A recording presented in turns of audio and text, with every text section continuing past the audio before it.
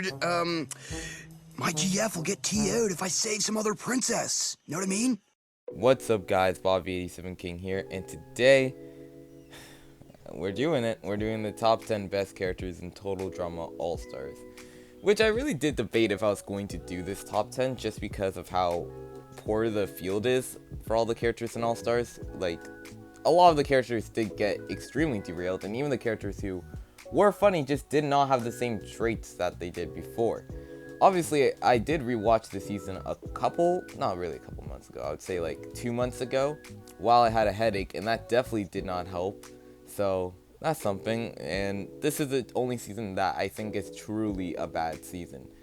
I don't think there's much good about the season, but we might as well get started with the top 10. So yeah, let's get started. So coming in at number 10, I was really debating on who should be number 10. It was either Courtney or Joe, and even though Courtney didn't make it farther, I actually did choose Joe. Which, how is Joe on this list? I mean, realistically, is she a top 10? Not really, but especially when you're pulling people from this season, I think Joe is definitely one of the better options, I guess, mainly just because I found Courtney to be really annoying in All Stars, to be honest. And yeah, I don't see the potential of how she really could have saved All Stars by winning, because she was kind of just a pain for the entire season, in my opinion. While even though Joe stayed on for a short amount of time, I like the rivalry she had with Heather. I think it could have been something more, and her rivalry with Lightning is pretty amusing, especially this time, because it's just really humorous more than in Revenge, in my opinion, which is, I think, kind of a hot take. But yeah, Joe's on the list. Deal with it. Coming in at number 9, we have a character who gets a lot of hate for being on the season. It's Sam. I mean, I'm a massive Sam defender, obviously. I think Sam, it should be one of the people you pick if you're picking 7 people from Revenge of the Island to be on the season. However, they just didn't really do much with him, and that's kind of disappointing, as I really do like Sam's character, and I think he's kind of underrated. I guess you could say that. I don't really know I don't know if I'm going to be using underrated in the right way, but I think Sam is kind of underrated because he gets a lot of hate, and I think he's kind of undervalued. So yeah, I mean, in All Stars, he wasn't really that important to the plot, so yeah, he's at number 9. I think him and Alejandro's rivalry could have been something more, but it wasn't, and that's just a shame. Alright, coming in at number 8, we have a character who was actually relevant to the plot and made a really deep run this season. It's Gwen. Okay, I like Gwen's character, and I like a lot of characters from this season, but I just do not like them in All Stars. And yeah, Gwen's one of those characters. I feel like she was kind of just filler, even though she was really important. Like, her breakup with Duncan, which was I mean, like, I get it, it was supposed to be kind of rushed, but like, I think they could have had more interactions. Maybe Duncan trying to get Gwen back, or at least trying to get some like closure from their relationship. So that's something. I mean, I kind of liked her friendship with Courtney, but I just don't think they're really meant to be friends in real life or in the show. So yeah, that's something. I enjoyed her small like interactions with Zoe, kinda. I mean, not really, because I kind of hate Zoe, but I don't know. The season's all over the place, and I don't really know what I'm saying, but yeah, Gwen is at number 8. Alright, coming in at number 7, we have the winner of World Tour. We have Heather. Heather's a character who, kind of like Sam and Joe, was just fine on the season. I mean, yeah, she kind of gets derailed, like, strategy-wise, and I think her not hiding... I get it, like, hiding the invincibility statues, as she didn't really have enough pockets to be like someone pointing it out, but in my opinion, she should have just held the idol in front of everyone, being like, okay, yeah, I found it, because it's better for everyone to know she has it, so like no one will try to vote for her, than having someone else find it midway for the challenge in a scavenger hunt challenge. So yeah, that was kind of dumb, but other than that, I mean, she was fine. I mean, her and Alejandro's reactions were kind of cute. I mean, they're my favorite couple in Total Drama right now, and she is currently my favorite character. So yeah, let's just move on. Okay, so we're popping off from another winner to the next winner from Revenge of the Island. It's Cameron. And the reason why Cameron is higher than the Heathers, the Gwens, is probably because he just annoyed me the least out of any of the characters. I mean, the last couple episodes that he was in, for the no, I can't trust you, blah blah blah, I can only trust Mike and Zoe, that was really irritating. But outside of that, I mean, he was fine, I guess. I hated his interactions with Sierra, and I wish they could have just voted her off way earlier, because she's like Izzy, but unlike Izzy, who has like all these qualities of at least being smart and like somewhat good in challenges, Sierra is kind of just unhinged and would fall to any skinny person that she sees. So yeah, Cameron is at number 6, I think. Now coming in at number 5, we have a character who I was not expecting to be this high on the list, but he is here. We have the second boot of All-Stars, Lightning. The fact that Lightning is on the list really does show you how weak this fucking field is, in my opinion, because wow, I mean, this to have the second boot on here in a 14-person season is kind of crazy. I mean, obviously he had some really funny lines with his entire like "I'm amazing" stick was very funny to watch, especially when Chris was saying what was taking so long. He actually screams "I'm amazing," which yeah, is such a Lightning thing to say. And I think Lightning definitely does grow on me in All-Stars way more than he did in Revenge of the Island on a first watch, and also the rewatch he kind of carries in the first 2 episodes just because of how dumb he is.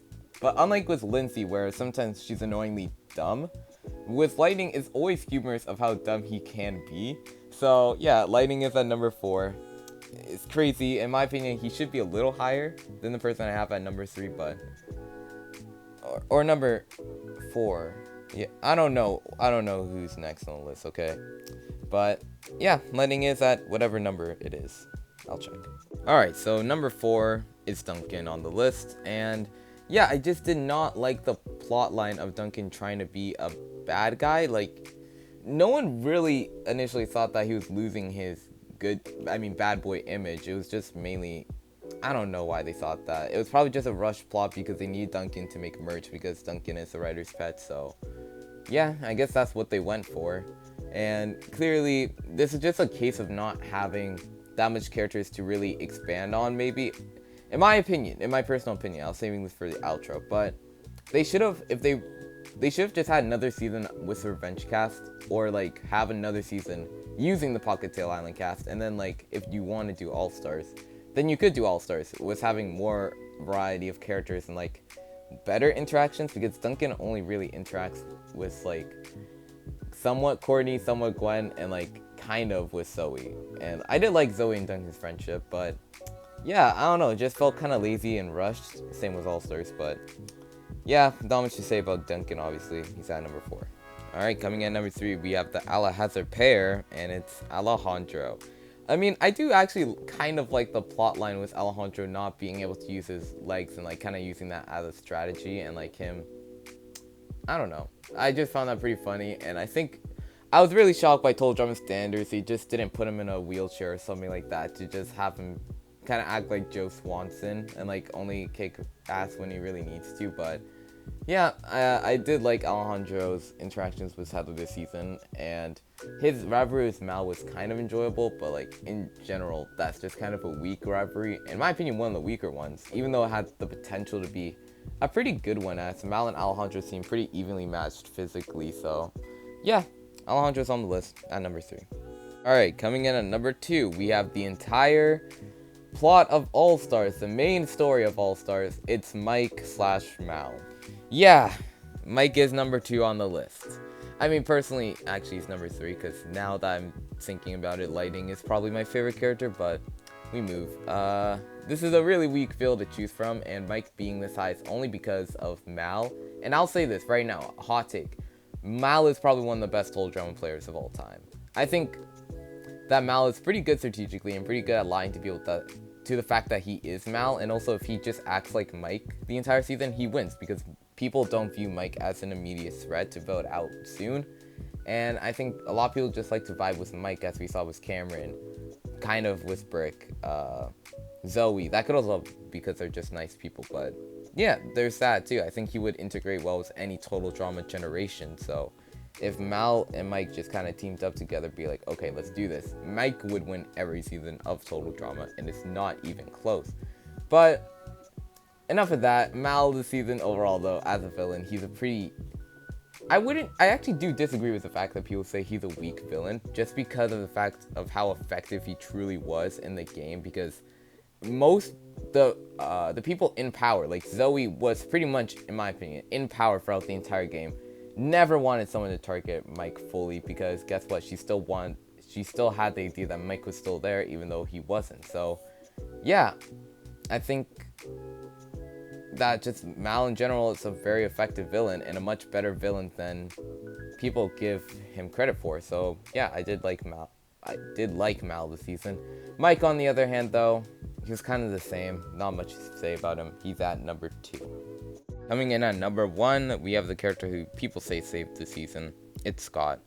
I don't think Scott really saved the season, although I liked him being a comic relief. I just wish that he had more to do with the actual strategy of the season. And once again, I do think this plays a part of the fact that All-Stars happened way too early. Like, season 5 is too early. We don't know the entire cast. I wish Scott had a season 2 for him to at least chill out a bit. Like, I don't know, have him kind of get a treatment or whatever. We see him get back on his feet, and like maybe for another season of Revenge of the Island, we add some new characters, not Pocket Island, but like actual new characters, and have him try to be like this nicer guy and kind of be the comic relief, then have All-Stars and then have him be their comic relief. Would have been much better, but it wasn't. I do actually enjoy Scottney way more than Duncan, and I'll talk this more if I ever do like a couples ranking, but Scottney would be pretty high on the list. I think Scott kind of makes Courtney better, like, well, maybe not better, but like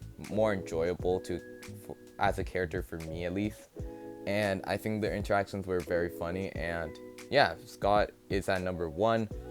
I think maybe you could have him win the season and it would have been better, but in my opinion, he just wasn't that effective in the season, so I think him winning would kind of just be kind of anticlimactic, especially since Mike and Zoe ate up so much airtime. But yeah, that's just me personally. Scott's number 1, I guess, or number 2, since Lightning is now my number 1. But yeah, Scott's here. Wow. I mean, that's the list. I mean, this season is really fucking bad, and it's really abysmal. I don't think this season shouldn't have happened this earlier on, and I wish we had a season just to chill with the Revenge cast, or even like add the Pocketail Island cast and then have Revenge versus Pocketail Island, that type of season. I don't know, and like have at least more of an expanded knowledge of the characters, so then All-Stars could have so much more weight than it did beforehand, because I don't know. This is a really weird season, and it's probably my least favorite season, and it'll stay that way for a long time probably. So yeah, that's the video. Sorry that I sounded really unenthusiastic the entire time, but it's really hard for me to feel enthusiastic about this season. So peace out, guys. Hope you guys have a fantastic day, week, and life. Sorry that I'm uploading on a Monday, but hopefully it's all okay. So yeah, peace out.